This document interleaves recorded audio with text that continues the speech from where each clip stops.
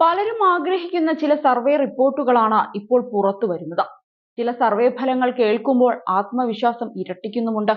400ഓളം seat പിടിച്ച് അധികാര തുടർച്ച നേടുമെന്നായിരുന്നു ഇക്കഴിഞ്ഞ ലോക്സഭാ തിരഞ്ഞെടുപ്പിന് തൊട്ടു മുൻപ് എൻഡിഎയുടെ അവകാശവാദം.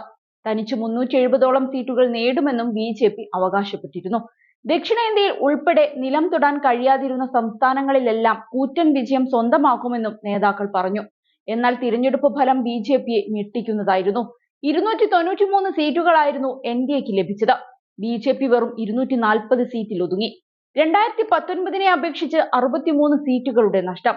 അതേസമയം ഇന്ത്യ സഖ്യമാകട്ടെ തിരഞ്ഞെടുപ്പിൽ വലിയ മുന്നേറ്റം തന്നെ കാഴ്ചവെച്ചു. കോൺഗ്രസ് തനിച്ച് 99 സീറ്റ് നേടിയപ്പോൾ സഖ്യത്തിനാകെ 234 സീറ്റുകൾ നേടാനായി. എന്നാൽ ഇപ്പോൾ തിരഞ്ഞെടുപ്പ് നടക്കുകയാണെങ്കിൽ ബി.ജെ.പിയുടെ നേതൃത്വത്തിലുള്ള എൻഡിഎ സീറ്റുകൾ മെച്ചപ്പെടുത്തുമെന്നാണ് സർവേ പറയുന്നത്. 6 സീറ്റുകൾ അധികമായി നേടി 299 സീറ്റിലെത്തുമെന്ന് mood of the nation survey പ്രവചിക്കുന്നു.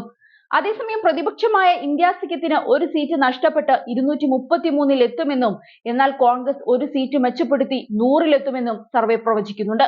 പ്രധാനമന്ത്രി സ്ഥാനത്തേക്ക് കോൺഗ്രസ് നേതാവ് രാഹുൽ ഗാന്ധിയുടെ ജനപ്രീതി വർദ്ധിക്കുകയാണെന്നും സർവേ ചൂണ്ടിക്കാട്ടിയിരുന്നു.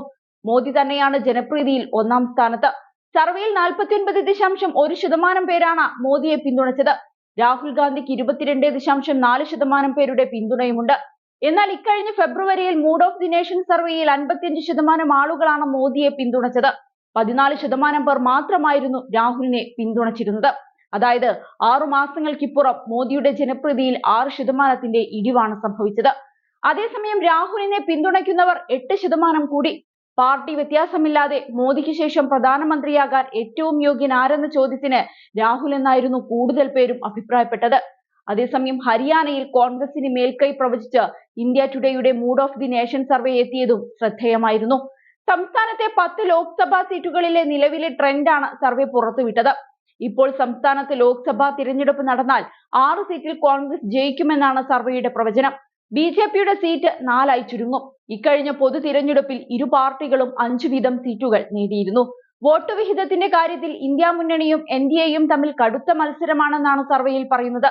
കോൺഗ്രസ് ഭാഗമായ ഇന്ത്യ സഖ്യം 45.8% വോട്ട് നേടുമെന്നും ബി.ജെ.പി നയിക്കുന്ന എൻഡിഎയുടെ വോട്ട് വിഹിതം 44.2% ആയിരിക്കുമെന്നും സർവേയിൽ പറയുന്നുണ്ട്.